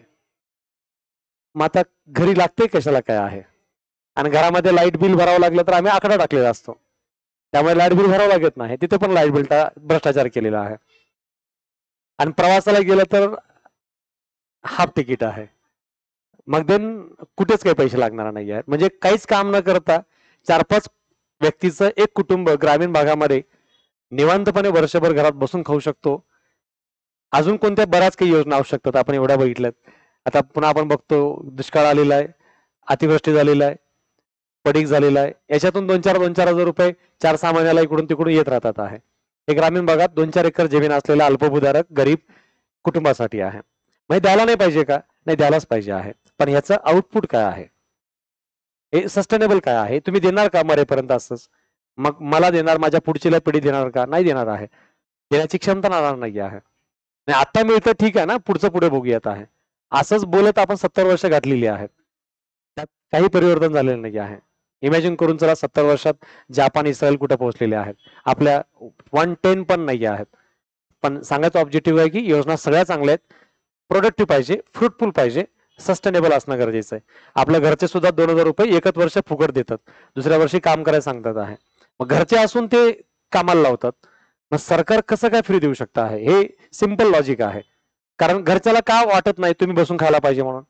घरच्याला वाटतं, पण घरच्याला पण काय माहिती आहे 5-10 वर्षानंतर ते काम नाही करू शकणार आहात. मग त्या दिवशी तुम्ही पण आणि ते पण रस्त्यावर येतील हे माहिती आहे त्यांना आहे. मग हे जसं कुटुंबाबद्दल आहे तसं देशाबद्दलही आहे. आपण अख्ख्या सगळे रस्त्यावर येऊ अख्ख्या देशासह, मग त्या दिवशी जपानला माहिती आहे, चीनला माहिती आहे, अमेरिकेला माहिती आहे देशातली वाट किती लागली आहे. मग त्या दिवशी ते काय करणार आहेत हे आपल्याला माहिती आहे. 90 पासून आपल्यासोबत ते कसे वागतात.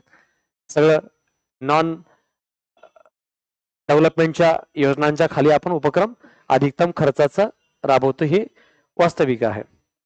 ठीक आहे, पुढे बघूया. पीएम फसल बीमा योजना 16ची शेतीबद्दल, शेती विमा व वित्त योजना बद्दलचा घटक आहे. स्टँड अप इंडिया हा प्रश्न येऊन गेलेला आहे 22ला. स्टँड अप इंडिया, स्टार्टअप आणि स्टँडअप दोन घटक होते. स्टँडअप आहे, स्टँडअप म्हटल्यानंतर उद्योजकतेबद्दल लक्षात ठेवा. आणि यामध्ये काय आहे, ग्रीनफील्ड उपक्रमासाठी. तुम्हाला माहिती आहे का ग्रीनफील्ड आणि ब्राउनफील्ड काय असतं?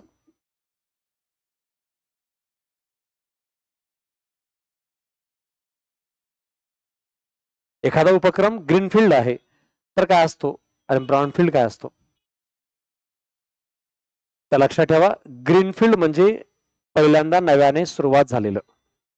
जसं की आता समजा नवी मुंबईमध्ये नवीन विमानतळ बांधलं जात आहे, तर ते ग्रीनफील्ड मध्ये येईल. पुण्यात विमानतळ येणार आहे, ग्रीनफील्ड येईल.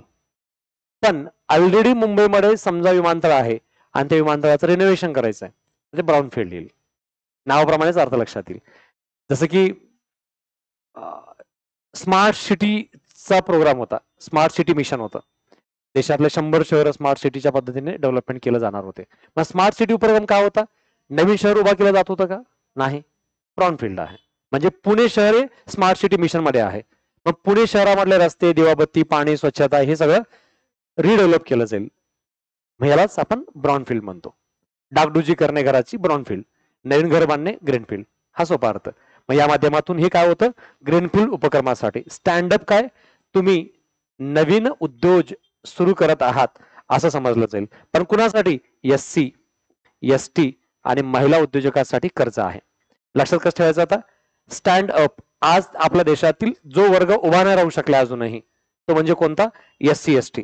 SC ST वर्गाला उभा करणे, स्टँडअप. समाजात तो वर्ग उभा नाही राहू शकला SC ST, त्या वर्गासाठी एक नवीन तुम्ही इनोव्हेटिव्ह एखादा उद्योग व्यापार सुरू करताय तर आम्ही तुम्हाला कर्ज देतो. कर्ज देणे, कर्जासाठी ऑनलाईन पद्धतीने अर्ज करता येईल. 22 पर्यंत 81% कर्ज लाभार्थी महिला असतील याबद्दलचं ते ऑब्जेक्टिव्ह ठेवून काम करत होते आहे. म्हणजे मॅक्झिमम महिलांना कर्ज देण्याचा प्रयत्न आहे आणि उपक्रम तसा राबवला जात होता. पीएम कृषी सिंचाई योजना, म्हणजे योजनेच्या नावातला एक शब्द पकडायचा आणि त्याच्या रिलेटेड पुढचे वैशिष्ट्य लक्षात ठेवायचे. तुलनेनं सोपं जातं, इयर फक्त पाठ करावं लागेल. पीएम कृषी सिंचाई, सिंचाई योजना आहे, 15 मध्ये आले. शेतीसाठी सिंचन समर्थन म्हणजे सिंचनाला पाठिंबा देणे, चांगल्या पद्धतीद्वारे कृषी उत्पादकता सुधारण्यावर लक्ष केंद्रित करण्यासाठी बहुआयामी योजना, म्हणजे मल्टी डायमेन्शनल, अनेक मार्गानं तिथं सहाय्य केलं जाईल. त्या कृषी उत्पादकतेसाठी सहाय्य देण्याचा प्रयत्न या अंतर्गत लागू राहील. मुद्रा, पीएम मुद्रा योजना, PM micro units development and रिफायनान्स agency असं बोललं जाईल. पीएम मुद्रा 15 मध्ये सुरू झालंय. वित्त पुरवठा आहे, लघु उद्योगांना वित्त पुरवठा करणारी वित्तीय संस्था म्हणून मुद्रा काम करेल, ज्याला आपण मुद्रा कर्ज असंही बोलतो. मुद्रा कर्ज या उद्देशानेही त्याच्याबद्दलचे घटक राबवले जातील.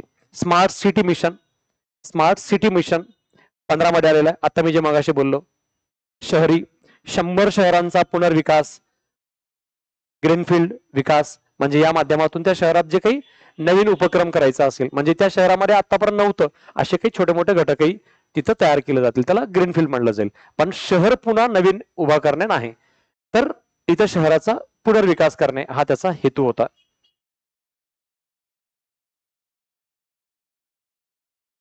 डिजिटल इंडिया 15 मध्ये सुरू झालाय.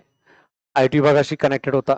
सर्व नागरिकांना इलेक्ट्रॉनिक पद्धतीने उपलब्ध व्हाव्यात, सगळ्या व्यवस्था इलेक्ट्रॉनिक पद्धतीने उपलब्ध करून देणे, अत्याधुनिक माहिती व संप्रेषण तंत्रज्ञानाचा लाभ मिळावा, म्हणजे मॉडर्न टेक्नॉलॉजी आणि कम्युनिकेशन व्यवस्था उपलब्ध करून देणे हा त्याचा उद्देश आहे, हेतू आहे.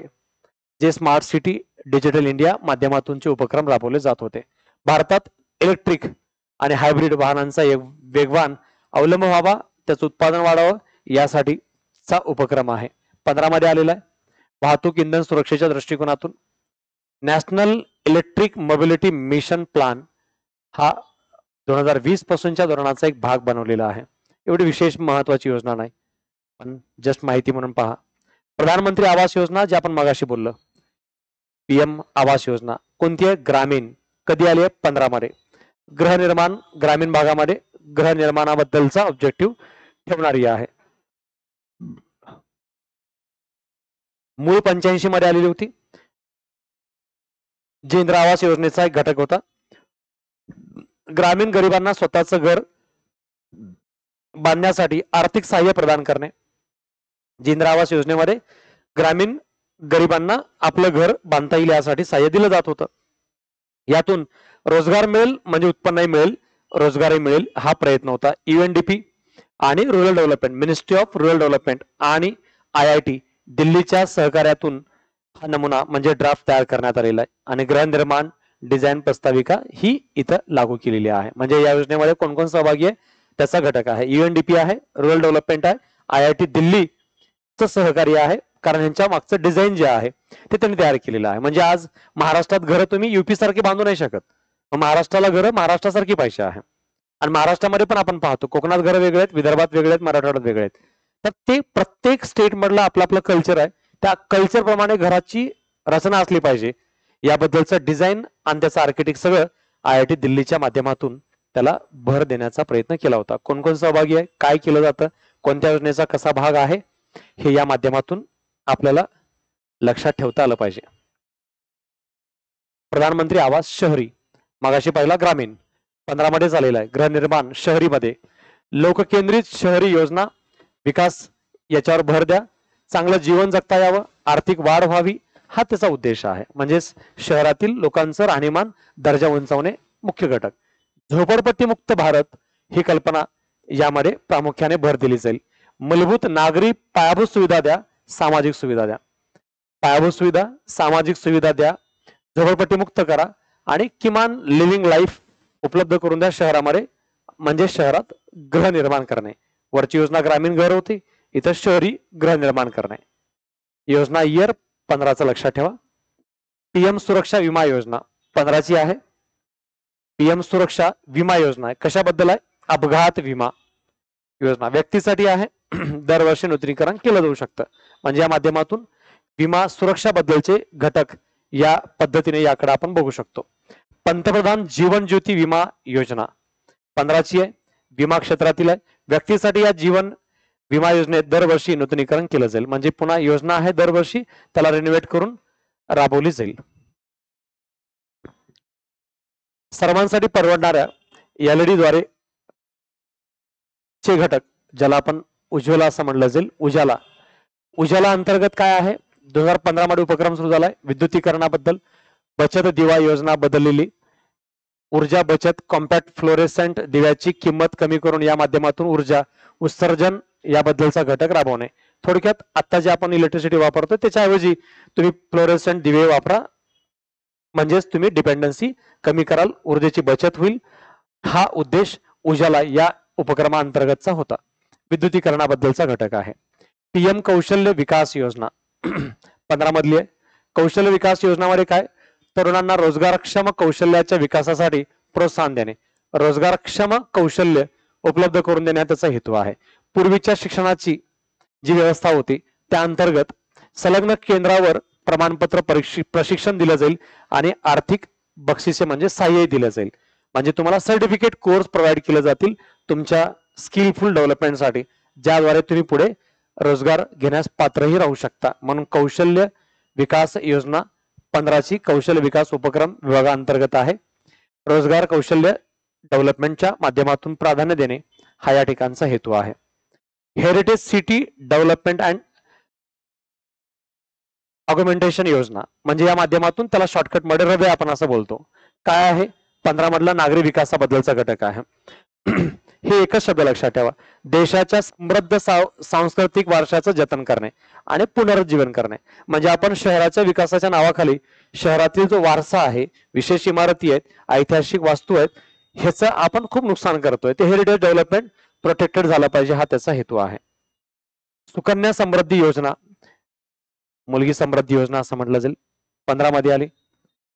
मुलगी, मूल, बेटी बचाव बेटी पढाव अंतर्गत योजना मुख्यत्वे एखाद्या कुटुंबाच्या संसाधनामध्ये आणि बचतीमध्ये मुलीला समान वाटा सुनिश्चित करणे. सामान्यतः पुरुष मुलांच्या तुलनेमध्ये भेदभाव केला जात असतो, ते दूर करावा. थोडक्यात मुलीला सहाय्य देणे, समानता लागू करणे, हा उद्देश या योजनेमध्ये दिसतोय. पीएम कौशल्य विकास योजना, लोकांना कामावर घेण्या योग्य कौशल्यामध्ये प्रशिक्षण देण्यासाठी संस्थात्मक क्षमता प्रदान करा. 21 मध्ये त्याचा प्लेसमेंट दर 20% होता असं सरकारचं म्हणणं आहे.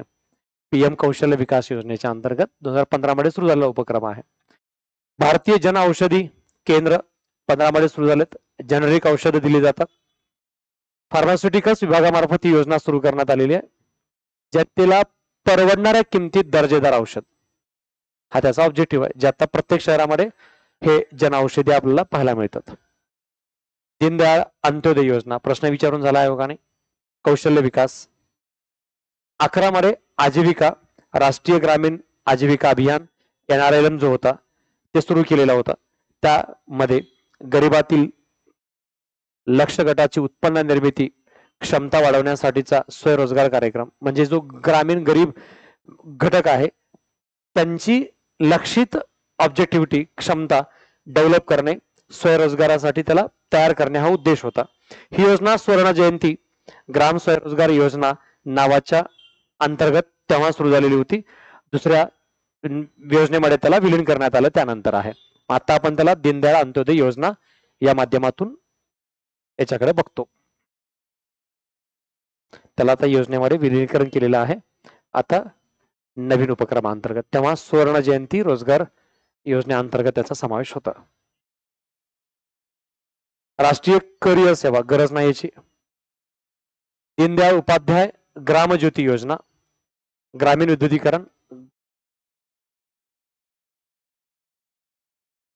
याच्यामध्ये लक्षात ठेवा ग्रामीण वीज पायाभूत सुविधा निर्माण करून देणे आणि घरगुती विद्युतीकरण कार्यक्रम राबवणे हा उद्देश आहे. सुरुवातीला राजीव गांधी ग्रामीण विद्युतीकरण योजना 5 ही होती, त्याचं आता रूपांतर आहे. अगोदरची योजना आहे राजीव गांधी ग्रामीण विद्युतीकरण योजना 2005 आणि त्याचं आता सुधारित रूपांतरित रूप आहे दीनदयाळ उपाध्याय ग्रामज्योती योजना 15 ची आहे. Atal mission for rejuvenation and urban transformation, शहरी या माध्यमातूनचा घटक आहे. Jawaharlal Nehru national urban rejuvenation mission 2005 मध्ये सुरू झालेलं आहे. मग ते नळ संवर्धन, पूर कमी करणे यासह जल परिसंस्थेला सुधारित करण्याच्या उद्देशानं याबद्दलचे घटक इथं राबवलेले आहेत. मॅक्झिमम योजना पहा 2015 मध्ये सुरू झालेल्या आहेत, म्हणजे त्या इयर प्रमाणे आपल्याला ते घटक लक्षात ठेवणंही सोपं जाऊ शकतं. आणि सरकारने इमिडिएटली जसंही गव्हर्नमेंट इस्टॅब्लिश झालं नेक्स्ट इयर मध्ये त्या योजनांची सुरुवात झालेलं दिसतं. ड्राफ्टिंग 14 मध्ये करून 15 मध्ये सुरुवात. स्वच्छ भारत अभियान 14 मध्ये आलेलं आहे. स्वच्छतेची वागणूक या माध्यमातून ते वाढवणे प्रयत्न करण्याचा उद्देश होता. हे लक्षात ठेवा केंद्रीय ग्रामीण स्वच्छता कार्यक्रम, केंद्रीय ग्रामीण स्वच्छता कार्यक्रम 1986 मध्ये सुरू झालेला होता. 99 मध्ये तो संपूर्ण स्वच्छता अभियान टोटल सॅनिटेशन प्रोग्राम या माध्यमातून ते घटक सुरू झालेला होता आहे. क्लीननेस जे आहे ते सुरू झालेलं होतं आहे. अगोदर केंद्रीय ग्रामीण स्वच्छता कार्यक्रम, त्यानंतर संपूर्ण स्वच्छता अभियान आणि त्यानंतर खुल्या शौचालयाचं जे निर्मूलन करायचं होतं या माध्यमातून ते घटक. काही ठिकाणी हाताने साफसफाई करण्याचा प्रकार काही शहरामध्ये गेले 8-10 वर्षापूर्वीपर्यंत चालू होता आहे. चांगली स्वच्छता करा, कचरा संबंधित जे काही व्यवस्था चालू आहे, व्यवस्थापन चालू आहे ते सुधारित करणे. थोडक्यात कम्प्लीट सॅनिटेशन जे काही करणं आवश्यक आहे त्या सुधारित व्यवस्था अंमलात आणण्याची गरज आहे त्याच्याबद्दलचा हा उपक्रम होता. म्हणजे स्वच्छतेचा उपक्रमावर भर 2014 पासून दिला होता. 24 पर्यंत वेगवेगळ्या माध्यमातून सरकारने या योजनेला विस्तारित करण्याचा, त्याला अंमलात आणण्याचाही प्रयत्न केलेला आहे. जनधन योजना 2014 मध्ये चाललेली आहे. आर्थिक समावेशन, ज्याला आपण फायनान्शियल इन्क्लुजन म्हणतो, या उद्देशानं वित्तीय सेवामध्ये प्रवेश निश्चित करणे. वित्तीय समावेशन राष्ट्रीय मिशन, म्हणजे प्रत्येक व्यक्ती फायनान्शियल इन्क्लुजन मध्ये आला पाहिजे, त्या व्यक्तीला त्याच्यात समावेश करून घेता आला पाहिजे. फायनान्शियल इन्क्लुजनच्या माध्यमातून तो उपक्रम कसा विस्तारित व विकसित करता येईल हा हेतू या अंतर्गतच्या ऑब्जेक्टिव्हिटी मध्ये लागू आहे. म्हणून जनधन योजनेमध्ये फायनान्शियल इन्क्लुजनच्या पॉइंट ऑफ व्ह्यू हे घटक बघायला पाहिजेत.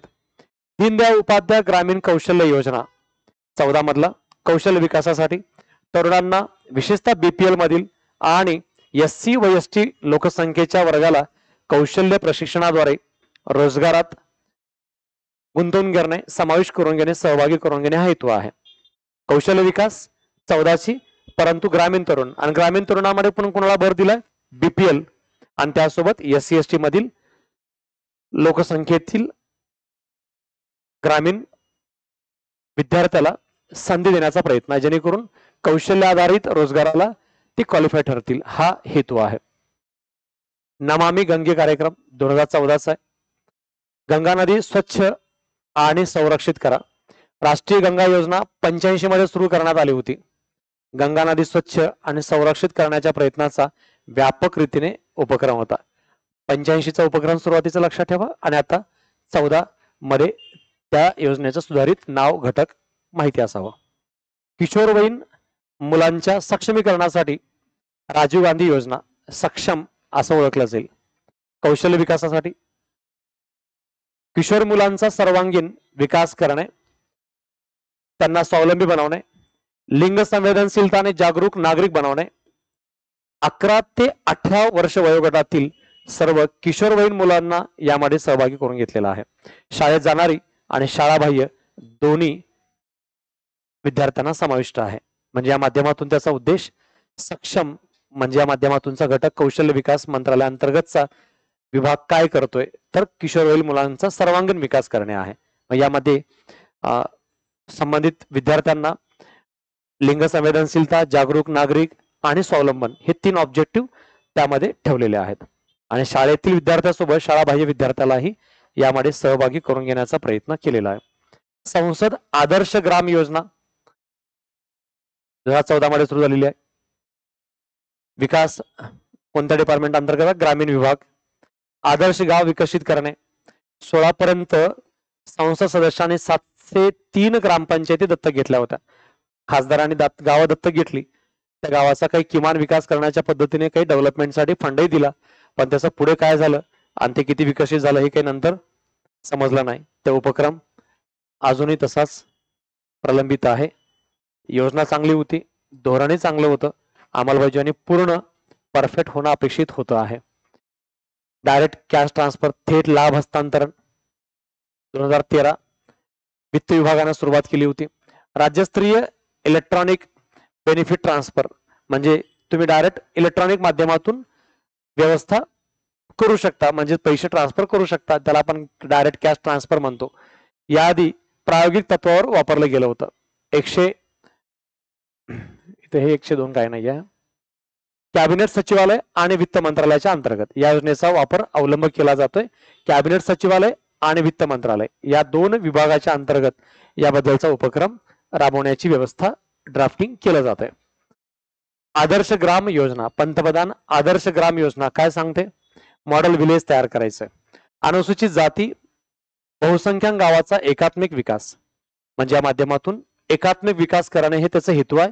2010 मध्ये सुरू झालेला आहे. Model village. हवामान बदलासाठी राष्ट्रीय कृती योजना आलेली आहे. हवामान बदल, क्लायमेट चेंज या उद्देशानं नॅशनल ऍक्शन प्लॅन उपक्रम 8 मध्ये सुरू झाला होता. हवामान विभागांतर्गत काम करत आहेत. हवामान बदलाच्या संदर्भात विज्ञान आणि तंत्रज्ञान या क्षेत्रातील क्षमता सुधारणे या ऑब्जेक्टिव्हने त्यांच्याबद्दलचं कार्य अंमलात आणलं जात होतं. प्रधानमंत्र्यांचा रोजगार निर्मिती कार्यक्रम 2008 मध्ये MSME रोजगार उपक्रमांतर्गत याच्यावर भर दिला जाईल. बेरोजगारांना रोजगार, स्वयंरोजगार उपलब्ध करून देण्याचा उद्देश आहे. रोजगार आणि स्वयंरोजगार. खादी आणि ग्रामोद्योग आयोगाने नोडल एजन्सी म्हणून या अंतर्गत आपली अंमलबजावणी कार्यवाही पार पाडणे अपेक्षित होतं. म्हणजे या डिपार्टमेंटच्या माध्यमातून इथलाही हा उद्देश होता. MSME बद्दल रोजगार निर्मितीच्या उद्देशानं तिकडे NREP पाहिलं होतं. त्यासोबत आता हा घटक रोजगाराबद्दल PMEGP या माध्यमातून आहे. शॉर्ट फॉर्म हे लक्षात ठेवायला सोपे होऊ शकतात, नावं पूर्ण आठवणार नाहीयेत, म्हणून कीवर्ड आणि काही त्याच्यातले की ऑब्जेक्टिव्ह जर बघता आले तर त्याचा फायदा अधिकतम होऊ शकतो. राष्ट्रीय कृषी विकास योजना 7 मधला आहे. शेतीसाठी आता ह्याचं काही उपयोजन नाही. आता याचं उपयोजन बदललेलं आहे पूर्ण. प्रधानमंत्री कृषी सिंचाई योजना, प्रति ड्रॉप मोर क्रॉप हेच कोट आयोगाने विचारून झालेलं आहे. 23 मध्ये सरकारने मोठा फंड दिला होता हे सांगितलंय. ह्या फंडाची काही गरज नाही, किती फंड वगैरे काही येत नाही, पण ही योजना आता याचं रूपांतरित रूप आहे. म्हणजे या प्रधानमंत्री कृषी विकास योजनेचं रूपांतरित हे घटक आहे. प्रधानमंत्री कृषी सिंचाई योजना, प्रति ड्रॉप मोर क्रॉप म्हणजे कमीत कमी पाण्यातून जास्तीत जास्त पीक उत्पादन. कृषी यांत्रिकीकरणाचा समावेश यामध्ये होतो. नॅनो विज्ञान तंत्रज्ञानावर राष्ट्रीय मिशन 7 मध्ये आला होता. नॅनो सायन्स अँड टेक्नॉलॉजीच्या दिशानं लक्षित उपक्रम राबवला जात होता. याच्यामध्ये काही विशेष नाही. महात्मा गांधी राष्ट्रीय ग्रामीण रोजगार हमी, जे आपण मगाशी बोललं, मनरेगा 2006चा ग्रामीण मजुरी, रोजगार इत्यादी उपलब्ध करून देण्याच्या उद्देशानं सार्वजनिक कामाशी संबंधित सार्वजनिक कामं गावातील संबंधित विहिरी असतील, तलाव असतील किंवा काही धरणं असतील, या कामाच्या संदर्भात जे काही रोजगार उपलब्ध करून द्यायचा आहे तो देता येईल हा प्रयत्न करावा. इच्छुक असलेल्या पण कोण अकुशल लोक, नॉन स्किल लोकांनाही रोजगार आहे. तुम्ही जर ITI केलेला असेल तर तुम्हाला तिथं या महात्मा गांधी रोजगार गॅरंटी योजनेत रोजगार मिळणार नाही. तुम्ही स्किलवाले आहात तर तुम्हाला तिकडे स्किलफुल एम्प्लॉयमेंट मिळेल. कोणत्याही ग्रामीण कुटुंबातील प्रौढ सदस्यांना 18 वर्षावरील व्यक्तीला प्रत्येक आर्थिक वर्षात 100 दिवसाच्या रोजगारासाठी कायदेशीर हमी दिली जाईल. म्हणजे आम्ही गॅरंटी देतो कायद्यानं तुम्हाला 100 दिवस रोजगार मिळेल तुमच्या राहत्या घरापासून 5 किलोमीटरच्या आत. आणि किमान वेतन 2009 मध्ये दररोज 120 रुपये असं होतं. आता ते वाढवण्यात आलेलं आहे. म्हणजे किमान 120 रुपये रोजगार दिला जाईल आणि 100 दिवस रोजगार दिला जाईल कुटुंबातील किमान एका व्यक्तीला. मग अशा उपक्रम योजना राबवल्या तर मग कशाला डायरेक्ट कॅश देण्याची आणि मदत सहाय्य हे जे आता आपण जाहिराती बघतोय अनेक माध्यमातून पैसे देण्याचा गरज पडत नाही. राष्ट्र निर्मिती होते या माध्यमातून, उत्पादक व्यवस्था पार पाडायला लागते, हा त्याचा मूलभूत हेतू आहे. ते होणं अपेक्षित आहे. एकत्रित वित्त विकास निधी गरज नाही. या माध्यमातून विकास निधी बद्दलचा घटक ह्या योजनेवर विशेष प्रश्न येणार नाही, तर जुनी आहे. जननी सुरक्षा योजना, मातृत्व सुरक्षा योजना असं बोललं जाईल. 5 मध्ये आलेल्या मदर केअर बद्दलचा पार्ट आहे.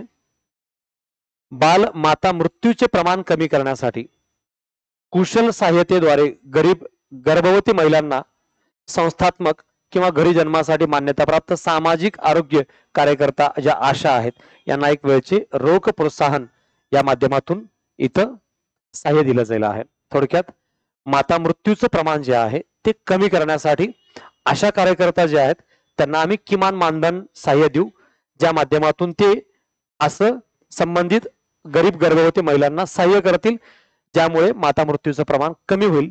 हा हेतू आहे 2005 मधल्या जननी सुरक्षा योजनेबद्दलचा. राष्ट्रीय आरोग्य अभियान 5 मधला आहे. आरोग्य विभागांतर्गत किती रक्कम काय वगैरे याच्याबद्दलचा घटक महत्वाचा नाही. हे तिन्ही आकडेवारी जी आहेत ती वाचू नका, महत्वाचं आहे. राष्ट्रीय मानसिक आरोग्य कार्यक्रम 82 मध्ये हा कार्यक्रम होता. त्यानंतर राष्ट्रीय अंधत्व नियंत्रण कार्यक्रम 76 मध्ये आला आणि राष्ट्रीय vector borne diseases control programme 3 मध्ये वापरला. ह्या सगळ्यांचा कार्यक्रम एकत्रितपणे पुढे समावेश करून हा एकच उपक्रम पुढे सुरू केलेला आहे, राष्ट्रीय आरोग्य अभियान. आता यालाही आपण पुन्हा बदललेला आहे 14 नंतर. हे अनेक योजनांचं मर्ज होऊन अनेक ज्या काही गोष्टी छोट्या मोठ्या घटकांमध्ये डिवायडेड होत्या, प्रत्येक घटकासाठी वेगळी योजना होती, तर खर्च वाढत होता ऍडमिनिस्ट्रेटिव्ह. त्या आपण अनेक योजना एकत्र केल्या आणि एकाच छत्रछायेखाली त्या सगळ्या योजना राबवण्याचा प्रयत्न, जेणेकरून खर्च कमी होईल, इफेक्टिव्ह इम्प्लिमेंटेशन होईल, हा प्रयत्न लागू केला गेलेला आहे. कस्तुरबा गांधी बालिका विद्यालय 4 मध्ये सुरू झालं, शिक्षणाविषयकची आहे. शिक्षण सुविधा, निवासी शाळा, विशेष SC ST OBC अल्पसंख्याक समुदाय, दारिद्र्य रेषेखालील म्हणजे BPL कुटुंब यांना शैक्षणिक दृष्ट्या मागासलेल्या गटासाठी, मुलींसाठी म्हणजे गटातील मुलींसाठी यामध्ये इथं प्राधान्य दिलं जाईल. म्हणजे ऑलमोस्ट कोणता गट सोडलाच नाही आहे. SC ST OBC मायनॉरिटी आणि BPL मधील मुलींना शैक्षणिक सुविधा देण्याचा उद्देश आहे या उपक्रमाअंतर्गत. 20 वर्ष पूर्ण झाले, 4 मध्ये योजना आलेली आहे. आणि ही या सगळ्या ज्या योजना आहेत, विशेष राज्याच्या मुख्य परीक्षेमधल्या HRD पेपरला अशा योजना मोठ्या प्रमाणात आहेत, म्हणून या योजनांकडे मेन्सच्या पॉइंट ऑफ व्ह्यूने बघणं आवश्यक आहे. राष्ट्रीय पेन्शन प्रणाली 4 मधली आहे. 2004 मध्ये सरकारी कर्मचाऱ्यांसाठी आणि 9 मध्ये सर्वसाधारण म्हणजे सर्वसामान्यांसाठीही या योजनेअंतर्गत पेन्शन देण्याबद्दलची व्यवस्था राबवली जात होती. दीनदयाळ अपंग पुनर्वसन योजना अपंगांसाठी 3 मध्ये आली होती, सामाजिक न्याय विभागाअंतर्गत.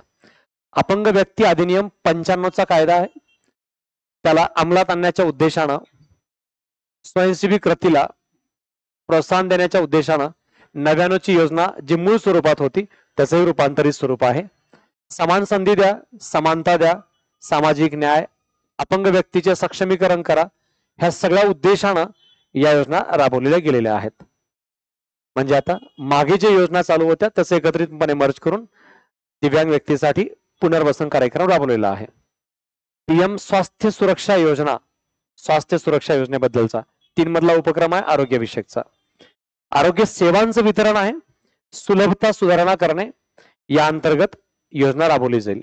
म्हणजे काही नवीन एम्स बांधणे, जसं दिल्लीमध्ये एम्स दर्जाच्या संस्था आहेत मेडिकलच्या, तशा संस्था निर्माण करणे देशामध्ये हाही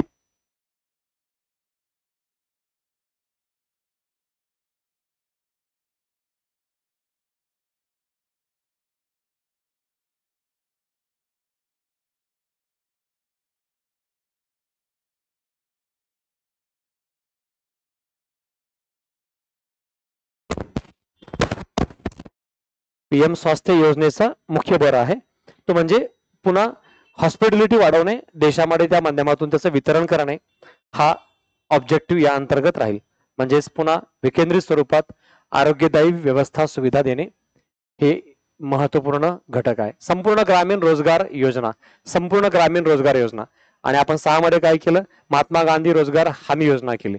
आणि ते ऑलरेडी काय होतं, नेहरू जवाहर रोजगार योजना, जवाहर रोजगार योजना, जवाहर रोजगार योजनेचं जवाहर रोजगार हमी योजना, या पद्धतीने त्याचं जे डेव्हलपमेंट झालेलं आहे त्याचं सिक्वेन्स आपण जे मागे चार्ट बघितलं त्या चार्ट मध्ये त्याला एकत्र पहा, लक्षात ठेवायला सोपं जाईल. 2001 मध्ये ग्रामीण स्वयंरोजगारासाठी, आणि ह्या स्वयंरोजगारासाठीच्या योजना ज्या आपण तिकडे बघितलं 97च्या दरम्यान स्वर्ण जयंती, स्वर्ण जयंती ग्रामीण, स्वर्ण जयंती शहरी रोजगाराविषयकच्या योजनाही 2 खास राबवल्या गेलेल्या होत्या. त्याचं रूपांतरित स्वरूप या ठिकाणी आपण आणखी बघू शकतो.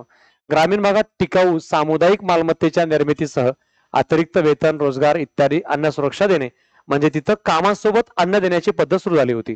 म्हणजे जिथं जे काही काम केलं जाईल त्यांना किमान पैसे द्या आणि त्यासोबत अन्नधान्य द्या, हा उपक्रम तिथं राबवला जात होता. PM ग्राम सडक योजना जी अनेक वर्ष राबवली जात होती, आजही या योजनेचं बरंच महत्व आहे. ग्रामीण विकासामध्ये संपर्क नसलेल्या गावांना सर्व हवामान काळामध्ये जोडणे, म्हणजे पावसाळा, हिवाळा, उन्हाळा ह्या सर्व काळामध्ये तिथं जाण्यासाठी रस्ता असला पाहिजे, या ऑब्जेक्टिव्हनं काम केलं जाईल. आणि त्याला जागतिक बँकेनं सपोर्ट केलेला आहे. जागतिक बँकेचं अनुदान सहाय्यही या अंतर्गत असल्याचा घटक आपल्याला बघायला मिळतो. म्हणजे या माध्यमातून वर्ल्ड बँकेनं अनेक रुरल डेव्हलपमेंटच्या योजनेसाठी सहाय्य केलेलं घटक आहे, हे लक्षात ठेवा. अंत्योदय अन्न योजना, अंत्योदय अन्न योजनेमध्ये MPSC ला खूप वेळा प्रश्न विचारलेला आहे. म्हणजे 2013 ते 17 मधल्या पेपरमध्ये मॅक्झिमम प्रश्न आपल्याला या योजनेच्या रिलेटेड दिसतील. प्रत्येक व्यक्तीची भूक दूर करणे, त्याला या माध्यमातून अन्नधान्याची किमान गरज पूर्ण करणे या हेतूने काम करण्याचं ऑब्जेक्टिव्हिटी आहे. या अंतर्गत लक्षित सार्वजनिक वितरण प्रणाली, लक्षित म्हणजे काय, टार्गेटेड. सार्वजनिक वितरण प्रणाली म्हणजे काय, जे पब्लिक डिस्ट्रीब्युशन सिस्टम आहे, पीडीएस ही पद्धत आहे. तर पीडीएस म्हणजे रेशन दुकान. मग रेशन दुकानाच्या माध्यमातून तुम्ही गरिबांना, म्हणजे जे किमान 1 कोटी गरीब असतील त्यांना बीपीएल आणि संबंधित दारिद्र्यरेषेखालील व्यक्ती आहेत त्यांना आपण या ठिकाणी बेनिफिट देणार आहोत. किमान 1 कोटी जनता असेल. अंत्योदय कुटुंबांना मान्यता मिळाल्या शिधापत्रिका जारी करणे, म्हणजे त्यांना रेशन कार्डच्या माध्यमातून हे अन्नधान्य योजना देणे. अद्वितीय कोटा कार्ड म्हणून ओळखला जाईल. अंत्योदय कुटुंबांना अंत्योदय रेशन कार्ड दिलं जाईल. 2003 आणि ऑगस्ट 2004 मध्ये प्रत्येकी अतिरिक्त 50 लाख बीपीएल कुटुंबाद्वारे योजनेचा आणखी 2दा विस्तार करण्यात आला. अशा प्रकारे अंत्योदय अन्न योजनेचा अंतर्गत आता 2 कोटी कुटुंबांना याबद्दलचे बेनिफिट देण्याबद्दलची सुविधा केलेली आहे. म्हणजे अंत्योदय अन्न योजनेच्या माध्यमातून फक्त विस्तार कुठं कुठं झालाय तर ते इथं ग्रामीण बीपीएल आणि दारिद्र्यरेषेखालील घटक, बीपीएल म्हणजे दारिद्र्यरेषेखालील कुटुंबांना आपण इथं अगोदर 1 कोटी देत होता तर 2 कोटी पर्यंत त्याचा विस्तार केलाय. म्हणजे मॅक्झिमम लोकांपर्यंत ही योजना देण्याचा प्रयत्न अन्नविषयकच्या गरजा पूर्ण करण्याच्या हेतूने आहे. संसद सदस्य स्थानिक क्षेत्र विकास कार्यक्रम एमपीएलए हे खासदार निधी जो मिळतो त्या खासदार निधीतून आपल्या मतदारसंघाचा विकास करणे. 93 मध्ये सुरू झालेला, 30 वर्ष पूर्ण झाले 23 मध्ये. विकास हा ऑब्जेक्टिव्ह आहे.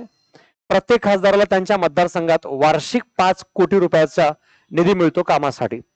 जिल्हाधिकाऱ्यांना सुचवण्याचा पर्याय असतो. म्हणजे तुम्ही जिल्हाधिकारी सुचवा तुमच्या जिल्ह्यामध्ये कुठं काय करायचं आहे. 5 कोटी मिळतात खासदाराला, म्हणजे खासदाराच्या अकाउंटमध्ये येतात 5 कोटी आणि खासदार कुणाला कुठे विकास करायचा यासाठी पैसे वाटतो असा कार्यक्रम नसतो. हे 5 कोटी येतात जिल्हाधिकाऱ्यांकडेच. जिल्हाधिकाऱ्यांच्या माध्यमातूनच पैशाचा खर्चाचं नियोजन होतो. फक्त मी खासदार म्हणून यांना जिल्हाधिकारी सांगतो की या आपल्या जिल्ह्यात या तालुक्याच्या ठिकाणी हा प्रकल्प राबवायचा आहे. कोणत्या विभागाअंतर्गत येतो, कोणत्या मंत्रालयात अंतर्गत येतो, त्या मंत्रालयाअंतर्गत ते उपक्रमाला मंजुरी जिल्हाधिकारी विभाग आणि त्यावरच्या हायरार्की डिपार्टमेंट कडून दिली जाते आणि मगच ते खर्च केले जातात. पण पैसे डायरेक्ट खासदाराच्या हातात 5 कोटी येतात आणि खासदार पैसे देऊन टाकतो आणि मग योजना आपल्या घरचा एखादा उपक्रम असल्यासारखा राबवतोय, असा काही कार्यक्रम होत नाही. निधी येतो पण जिल्हाधिकाऱ्यांच्या माध्यमातून त्याचा सगळा उपक्रम राबवला जातो. राज्यसभा सदस्य मात्र राज्याच्या 1 किंवा अधिक जिल्ह्यातील कामाची शिफारस करू शकतो जिथून तो निवडून आलेला आहे.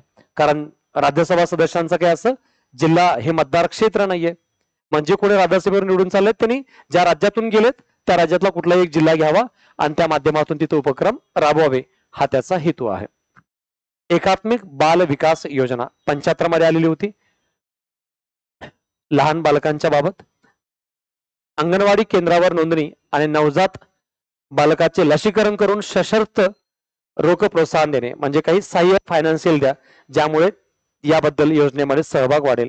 6 वर्षाखालील बालके आणि त्यांच्या मातामधील कुपोषण आरोग्य समस्या सोडवण्याचा उद्देश आहे. मातामधील कुपोषण आणि आरोग्य समस्या सोडवणे ह्या या योजनेचा उद्देश आहे. आईची काळजी घेणे, मूल आणि आईची काळजी.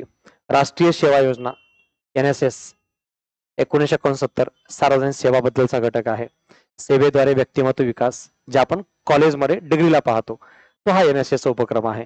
सेवेच्या माध्यमातून विकास धोरण योजना राबवणे हा या ठिकाणचा उद्देश आहे.